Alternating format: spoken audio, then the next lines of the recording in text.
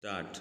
From the perusal of the records, the court is of the view that from the beginning delinquents had not been cooperating in the disciplinary proceedings and had been raising frivolous objections regarding the constitution of the disciplinary committee, possibly with a view to make out a ground subsequently to challenge the decision taken against them.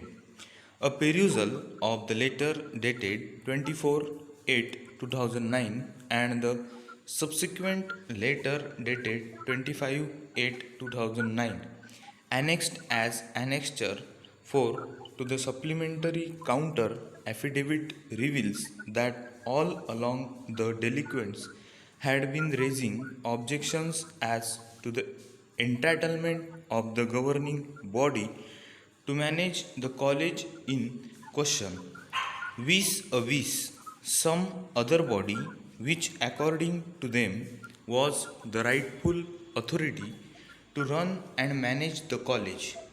The said letters leave no doubt that the delinquents had some vested interest with such other body, which was also claiming management of the college.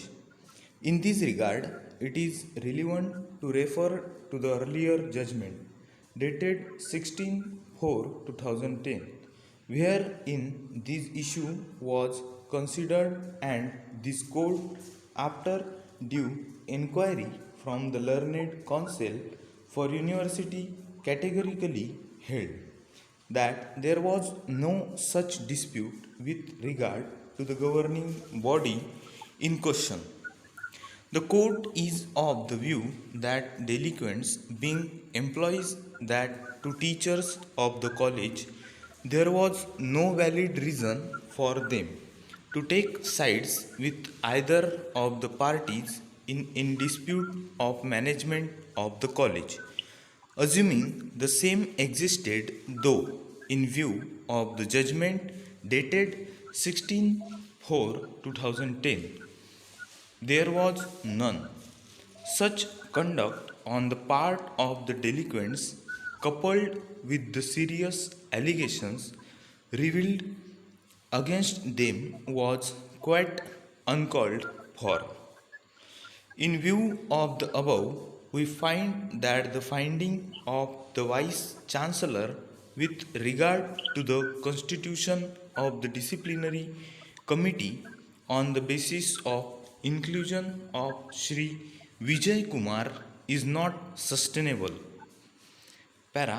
The other ground mentioned by the Vice Chancellor is the inclusion of Sri Daniel Singh as one of the members.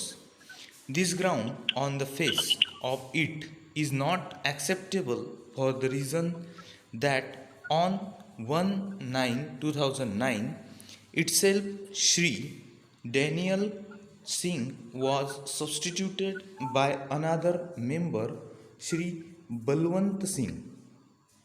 Moreover, the alleged mental health of Sri Daniel Singh had not been proved and he had rescued himself from the proceedings not on the ground of mental health but on the ground of physical ailment relating to his back injury.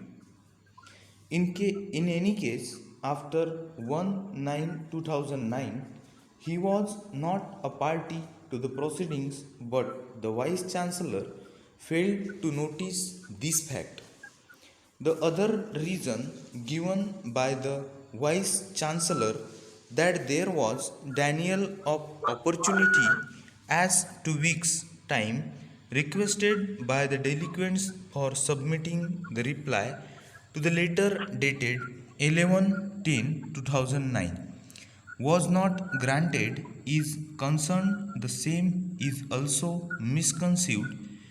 It appears that the Vice Chancellor has not perused the documents on record carefully and has not drawn conclusions based thereon after issuance of the letter dated 5/10/2009, and the reply of the respondents wide letter dated 12/10/2009, the governing body did not take any action against them till 28/10/2009.